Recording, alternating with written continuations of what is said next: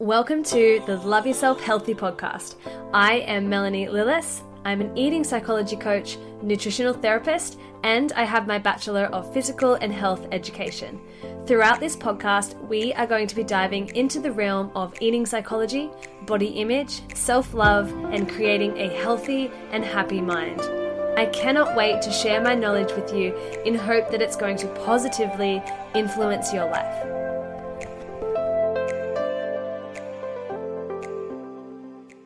Hey lovely people, welcome back to the podcast. This podcast, let me tell you a quick story. I actually recorded this podcast the other day, spoke for like 40 minutes, which I know is not that long, but let me just explain something for you. I don't interview people very often, so just have a think about how hard it might be to speak to yourself literally for 40 minutes and try to be interesting. And anyway, so I got to the end of my 40-minute podcast and realized that it only recorded 9 minutes. I was so frustrated because when I get to the end of my podcast, I have this like sense of relief because I'm like, oh, okay, good. That was good. I did it, moving on. And then I went into it and realized it didn't record and I was gutted. So anyway, here we are, take two.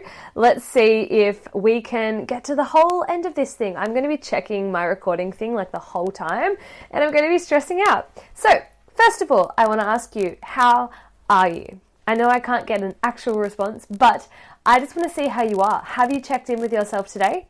Have you practiced some gratitude? Have you done the things that make you happy? I hope you have, because it's so important to put yourself first and do the things that you love, and just be super grateful for the things that you have and how lucky we are to live in this wonderful, wonderful world. So let us start my podcast by sharing what I always do, a listener review. And I guess it wasn't so much a review, but this was just a message that I got from a lovely girl called Alana. And she responded to one of my stories and she said, "Have a lovely day, beautiful. I was at Miranda Fair and I wanted to run up to you and say thank you. You were on your phone and a little in the distance. I felt unsure if you'd want to be disrupted and I was a little worried you wouldn't know who I was." All of the head chatter came in. Anyways, thank you for doing the work you do and bringing such an amazing voice to many and tools for change. You're an inspiration to me and I'm grateful for all that you're doing. Thank you. That is awesome. Thank you so much, Alana. I say this every single time after I get a review or a comment.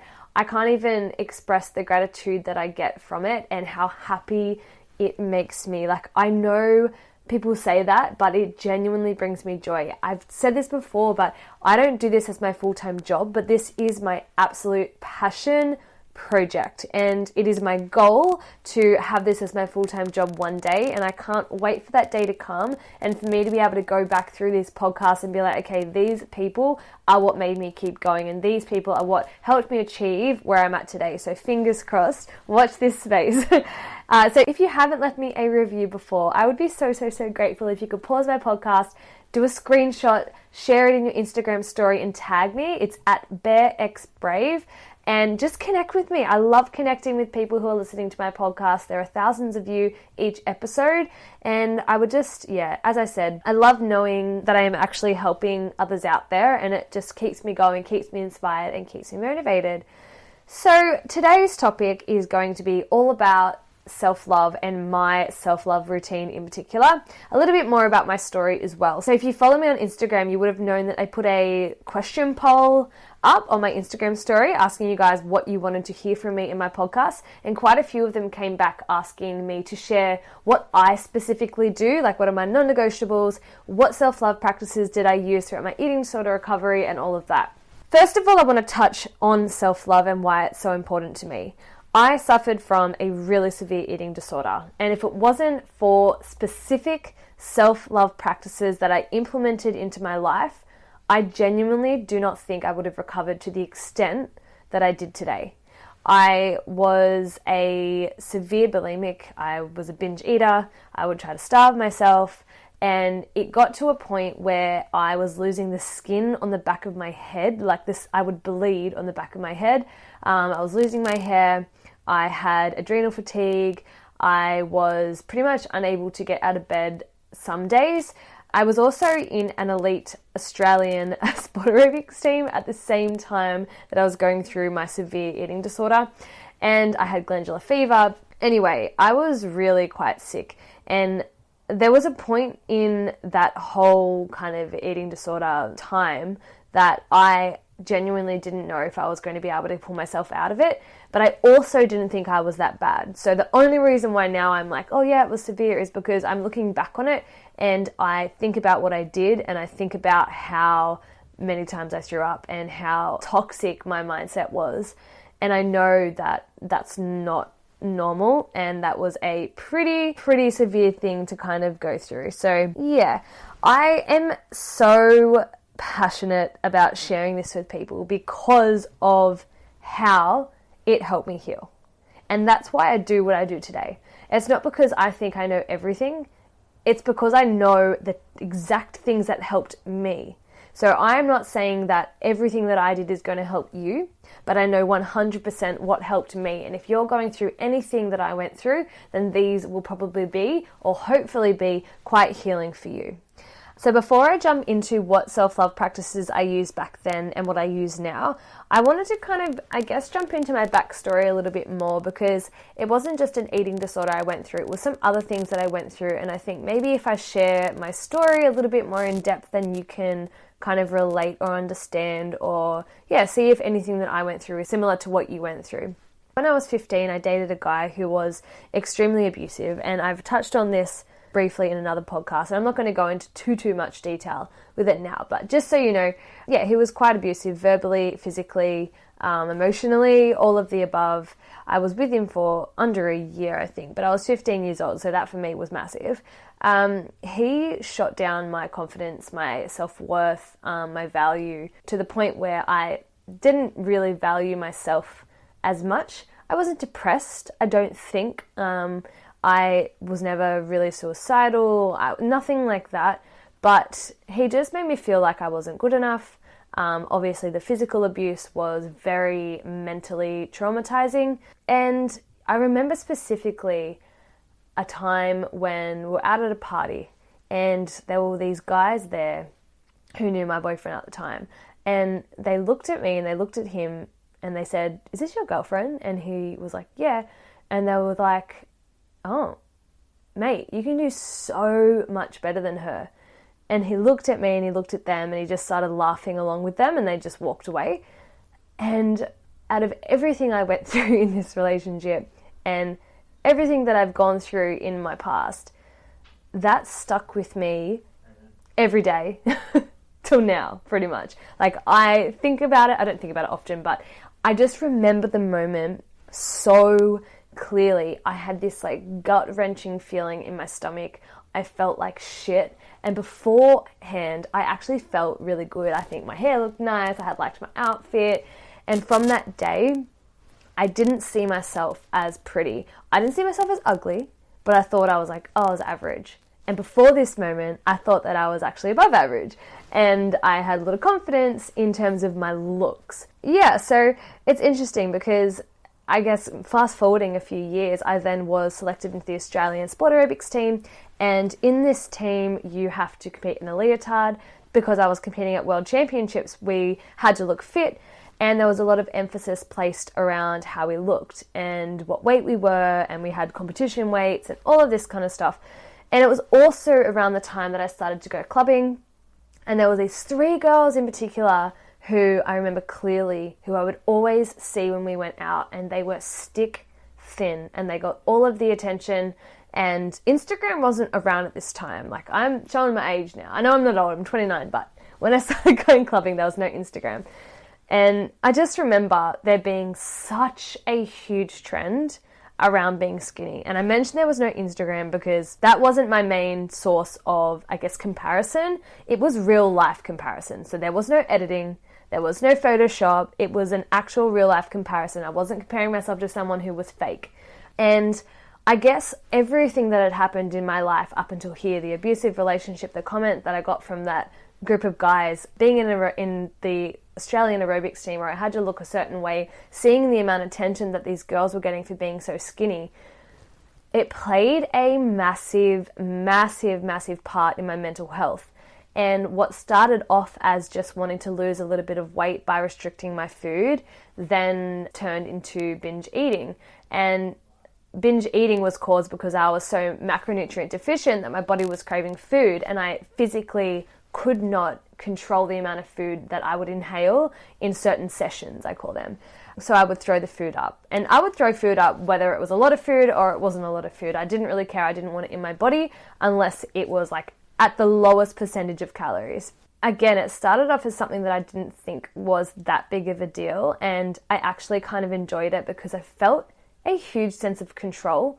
And in my life, I didn't feel as though I had a lot of control at the time. I was studying uni full-time, I was working full-time, I didn't have a lot of money, and the one thing that I had a mass amount of control on was what I put in my body. So fast forward 4 years and it was a full-blown eating disorder, throwing up every single day. There wasn't a day that went by. And it wasn't until I started to get these intense physical symptoms that I thought to myself, something really needs to change. And it needed to change, and I knew that it needed to change in my mind. I knew that the whole reason as to why I was in this situation was because my mind wasn't strong enough. And it took me a long time to actually admit that I needed to stop. I did not tell anybody. Actually, I did. There was one friend who was going through the same thing as me, and I kid you not, she was the only person who knew. I had a boyfriend at the time that I was severely bulimic, and he did not know. I was that good at hiding it. My parents didn't know, my friends didn't know, apart from that one girl. Nobody knew. Like, I can't even understand how I was so secretive about it and how I got away with it for so long. Anyway, so I started to do a little bit of research on how to overcome an eating disorder, and a lot of stuff came up about learning to change your subconscious mind and etc., etc. I went to a psychologist a couple of times, and there was literally, I don't know, I just felt like I didn't really connect, and they didn't really give me any useful tools that I could do. They kind of just asked my story, and that was kind of it. Nothing against them. I just don't think the person I went to had much experience with eating disorders. So what I started to do was do my own study, and I came across a course. It was through the Institute for the Psychology of Eating, and it was an eating psychology coach course. And I knew how much this course could help me. So this course went for about 10 to 12 months long, and it was an investment. It was about $8,000 US. But by reading through the content of what you got told, how it could help, how I could actually help others after doing this course, I knew that it was exactly what I wanted to do, and it was exactly what I needed to do. 6 months prior to this, I had kind of slowed down, I guess, in my eating disorder just a little bit. I was still throwing up every single week, but it had kind of slowed down to maybe once a week or twice a week. So I felt like I was getting a little bit of control over it, but still, I was still vomiting every week. So I guess I didn't have as much control over it, but better than it was. Anyway, so I began this course, and I have never in my life read anything to the effect of what this course had on me. I always thought that I was a visual learner, but in this course it was all audio, as well as some written stuff and some reading stuff. But the way that they delivered all of the information was so relatable, I guess I could say. It was really practical. It made a lot of sense. I could directly relate it to what I was going through, and everything just resonated with me so much. Like, think about uni lectures. Think about an audio uni lecture. Putting it in your ears, I'm sure you can't wait until it's over a lot of the time. I didn't want to stop listening. That's how much it resonated with who I was and what I wanted to hear and what I needed to hear. I remember driving to work, and I would put the audio on and I would listen to it on my way to work, just like I would a podcast. And I remember getting to work and sitting in my car and not wanting to turn it off because I was so engaged with what they were saying and how much it was relating to what I was going through that I was late to work. Like, that's just, I just want to try to give you guys an example of how amazing the work is that I actually was taught. Throughout this course, I pretty much completely healed myself using techniques that I was taught. I would say that I was 90% healed. And from there, I realized that it was my deep subconscious mind that really needed the work to just kick through that last 10%. So I decided to go and see a hypnotherapist. And this hypnotherapist is I think she's in Caringbah. So she's in the Shire, the Sutherland Shire. And she was able to really tap deep into my subconscious mind and help to really change those last kind of thought processes that I had. And she was a massive, massive, massive part in my healing process. So I can't thank her enough. Her name was Beverly Bultitude. If anyone is looking for a hypnotherapist, I cannot recommend her enough. So let's get into what I used when I was going through my eating disorder. And then I want to talk about my non-negotiables for today. The first thing that I want to bring up is journaling. Journaling has so many incredible benefits, and I think that it is such an overlooked self-healing strategy because it's so practical and it's something that you can do whenever. It requires minimal investment of time and money, and the only true challenge is just your self-commitment to actually keep writing. And I found that journaling is a really great way to slow down our thoughts. It helps to release our suppressed emotions, and it also helps to identify certain patterns and areas in our life that are calling, for our attention or need our focus. And it can also be a source of comfort. And I honestly never thought that I would experience any of these through journaling until I tried it. And that is what I tell everyone. It started off that I would write in a journal when I was feeling like overwhelmed, or just like a sense of frustration. It was usually if I was teaching in school. And I would just write down the thoughts in my mind, and that would help me to control my emotions and like feel a little more level-headed. I then decided that I would try and write about my past because I realized, okay, writing down when I was currently feeling certain emotions helped me to kind of release it immediately. And it was a really, really good coping mechanism. So I thought, why not give it a bit of a bigger go and talk about my past, in particular the domestic abuse as well as the eating disorder, because I never ever spoke about the domestic abuse to anyone. I would speak about what happened, I guess, to a few friends in a really light-hearted way, but I never actually dug deep and said everything I went through. And I still really haven't, I guess, but I've got a lot of it written down in like a journal. And I wouldn't really write in any type of format. I started off writing like a sentence or a word or just kind of how I was feeling. And then it got to the point where I was writing pages and pages at a time. And it was like my hand was writing faster than my brain. Like I felt like I was being taken over like by my words. And it wasn't until I started doing this that I realized I actually still had a lot of healing to do. Like it looked like from the outside I had healed, and my behaviors, like my eating disorder behaviors, they had all disappeared, but I was still living with the trauma and I guess the sadness of what I had gone through and the fact that I felt alone. And there was an intense amount of power that I experienced when I finally allowed the thoughts that were in my head to be released onto paper. Words don't have an emotion, like they're just a letter, right? And it almost felt like by writing them onto a paper, it was someone else's story, and I was able to look at this story and give the story advice like I would be giving someone else. I don't know if you're like me, but I can give like Dr. Phil advice to other people, but when it comes to myself, I can struggle to take my own advice, and it's because all of the words in our head can become so clouded. And I find that when I write them on paper, I get such clarity in one, what I'm actually feeling, and two, what I need to do or what I need to action to make myself feel better. So journaling for me was extremely powerful, and I really couldn't recommend it enough for anyone else who is going through some hard stuff. The next topic that I want to talk about is mirror work. So mirror work is a way of getting in touch with our inner self, and the primary purpose of mirror work is to develop our self-love, our self-compassion, and to create a more meaningful relationship with ourselves. And it's just simply like looking into the mirror for a certain amount of time each day and gently talking to yourself, allowing negative thoughts to come up and be released. And it allows us to create a more compassionate and I guess forgiving connection with ourselves. And it also helps to change our subconscious mind. I was speaking to a friend the other day about doing mirror work, and she was saying that she's not sure if she can begin to kind of do it because she feels quite confronted. And if you're like most people, I'm sure you will feel uncomfortable, or you might feel awkward, I don't know, unsettled, or actually some people feel quite embarrassed and can get quite emotional when they do this practice. But if you stick to it, it is one of the most powerful healing mechanisms that you can do. And the reason that it's so hard is because the mirror is going to reflect back to you the feelings that you have about yourself. It makes you immediately aware of the areas that you're resisting.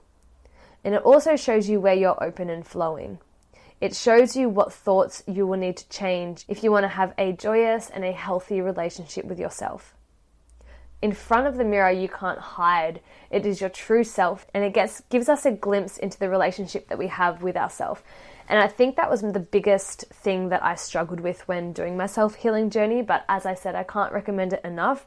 So I would start in the morning, and I would do about 5 to 10 minutes of mirror work where I would stand completely naked in front of a mirror, and I would look at myself from my toes all the way up to my head. And yes, negative thoughts came up all of the time, but every time they came up, I would try to release them, and I would try to replace it with a positive word. And it's kind of like a habit. The more positive habits we can replace, the more our subconscious mind is going to then start feeding us these positive messages naturally. And it got to the point where I would see myself in a reflection, and immediately a nice thought would come into my mind. And that's when I knew that I had trained my subconscious to be a healthy and loving thought process. And that's one of the biggest key changes that I've found in my whole healing journey. So mirror work is really, really, really powerful if you're willing to give it a go. The next strategy that I did was writing down my negative thoughts. So this one was an interesting one. I don't think we're aware of how many negative thoughts we have in a day. So this is what I did. I didn't use my iPhone back then, but I would suggest you using your notes because it's super accessible. Every single time a negative thought about yourself pops up into your head, pull out your phone, go into your notes, and write down that thought. At the end of the day, open up your notes and read how many negative thoughts you said about yourself. And then I want you to think about this. If you have a child and every single day you're feeding your child 100 negative comments to them, how do you think they're going to grow up in the world? Do you think they're going to be confident, proud, feel loved, have self-worth? I guarantee they're not going to. Yet every day we are saying hundreds of negative things to ourselves and then wondering why we hate our body or why we have no self-worth. And it all starts from within. Our self-thoughts are not the reason why we hate our body, but we have created these self-thoughts through external factors that have now developed into our own. So, for example, Instagram comparison, the way that we view other people, the media, things that are fed to us by society. So all of these things have made an impact on the way we perceive ourselves, and then we've created these negative thought processes and habits that we then constantly feed ourselves day in, day out. And that's what we need to change. So I wrote down all the negative things that I said in a day, and I did this for a few days just to get a gist of what the kind of common things that I was saying to myself were. After this, every time I said a negative thought, I would then open my phone again and I would write down a positive thing, and I would say it to myself 3 times. So, for example, if I caught the reflection in the mirror and I was like, oh my God, my thighs are massive, I would pull out my phone and be like, your legs are beautiful, they are strong, and they carry you each and every day. And I would say that to myself 3 times. And again, it's exactly like mirror work. You're trying to tap into that subconscious and change those automatic thought processes into these healthy and happy and loving and compassionate thoughts. The last thing that I did to help along my self-love journey when I had my eating disorder was doing things that made me happy. So I used to go to the gym as a punishment, and I would do exercises that I didn't actually like. I would also go to things that I didn't really want to go to, and I would do things that I thought I had to do, not what I actually wanted to do.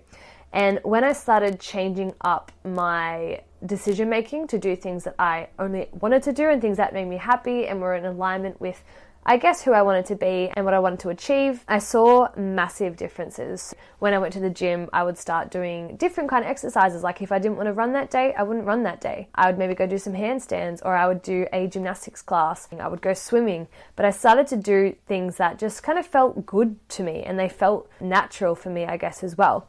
And also I would start to include little routines in my day that also made me feel good. And that could be something like going for a walk. I loved to do walking meditation where I would put meditation music on. I'd go for a walk around the street, literally, and the music would actually create a scene for me. So I'd be walking down the street and it was almost like I was in a little bit of a trance. And I loved doing that because I could picture myself in a total different world. I could picture myself and almost manifest myself as this happy, confident, and free kind of person.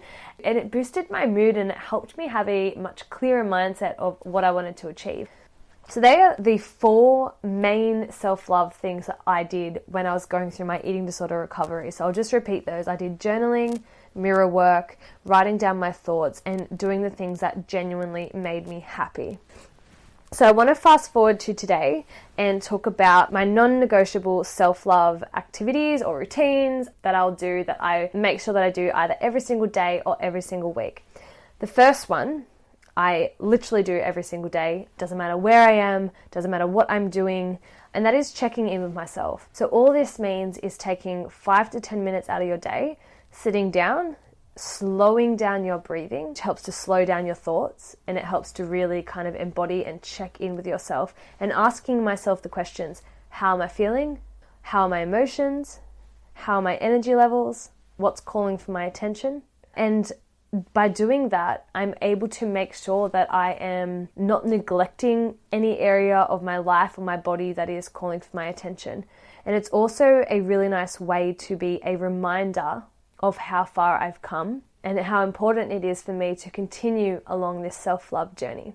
Another thing is, again, doing the things that make me happy. So that's something that I never stopped doing. It's something that I live by. I don't do anything that is not in alignment with me. And I've actually started this year in particular saying no to the things that I genuinely don't want to do. So if there's an event on and everyone's going to it, and usually I'd be like, yeah, I want to do it. If I don't want to do it, I just don't do it. I completely beat to my own drum in that sense. I love to do circus. I love to do handstands. I love to do beach walks. I love to go for runs. I love to meditate. So I just kind of do the things that make me happy. I love to see my mates and catch up. And I make sure that I have at least 2 to 3 things each day that are going to make me smile.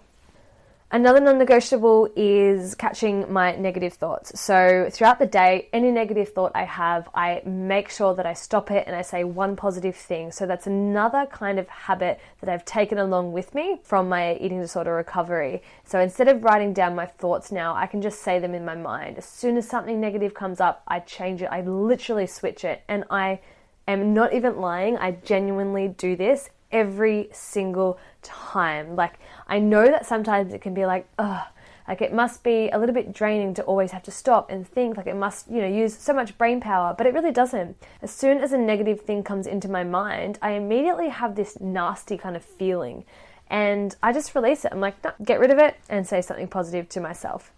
I've become really, really good at doing that because of how often I've practiced it. Another thing that I live by is knowing when to stop. There is a quote that I have seen quite often lately. A lot of people always say it and I really freaking hate it. And it's, don't rely on motivation, rely on discipline. I hate that quote so much. I know there's a fine line between, I'm going to use the example of exercising. You've got to be aware of when you're just being lazy and you just can't be bothered for no reason.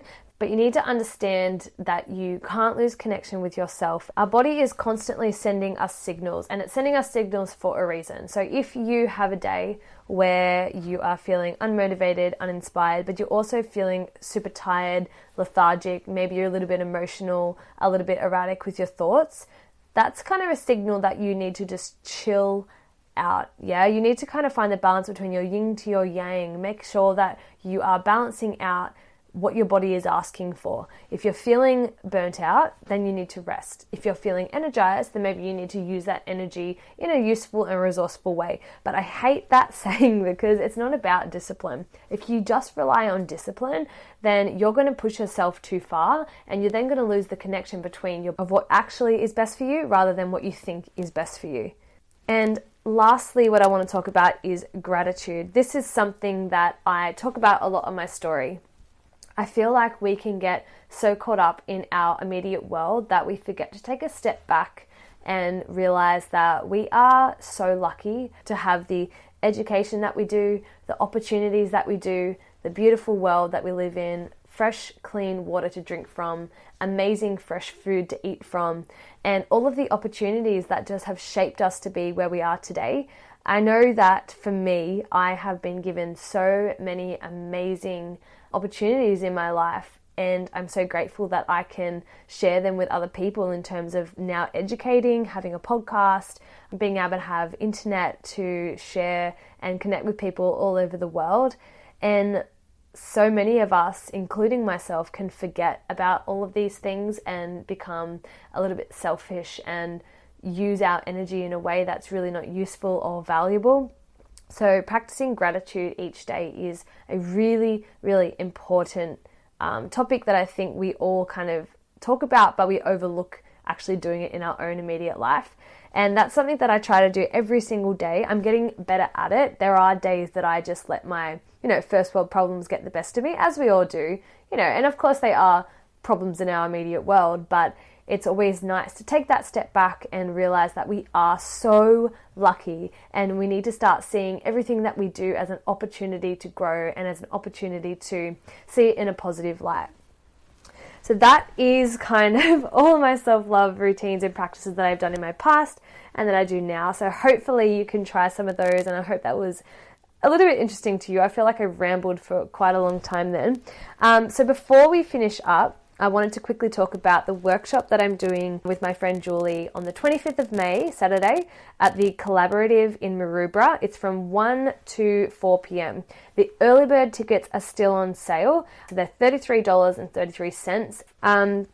I would love to have you there. I'm going to be talking all things self-love, self-talk, creating a positive body image. And I know, as I said at the beginning, everything that I have experienced in my past has shaped me to be the person that I am today. And I put it all down to the specific practices that I put into my life. I know what works. I know how to help other people. I know how to teach it. And that is what I'm trying to get across in all of my podcasts. So come and see me face to face. We'll be answering direct questions related to specific problems that you guys are having. We can do anonymous questions. We can do after the workshop questions. I don't mind. I'm happy to connect for as long as you guys want to. So I will put the ticket link in the description for the podcast. Otherwise, you can head to my Instagram, which is BareXBrave, BAREXBRAVE, and you can click on the link in my bio and that will take you to the tickets. So yeah, I think I'm going to wrap it up there. If you enjoyed this podcast, I would be forever grateful if you could share it on your Instagram story and tag me, BareXBrave.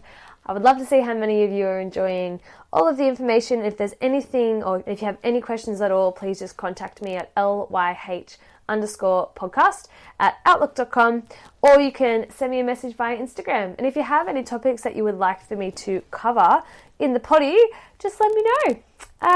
Have a lovely week, everyone. I'm hoping that this recorded, because if it didn't, I'm not doing it again. Anyway, see ya. Thank you so much for listening. If you enjoyed this podcast, I would be so grateful if you were able to leave me a review. And please follow me on Facebook and on Instagram at BareXBrave. If you have any questions or you want to contact me at all, please email me at lyh_podcast@outlook.com. I'll talk to you in my next podcast.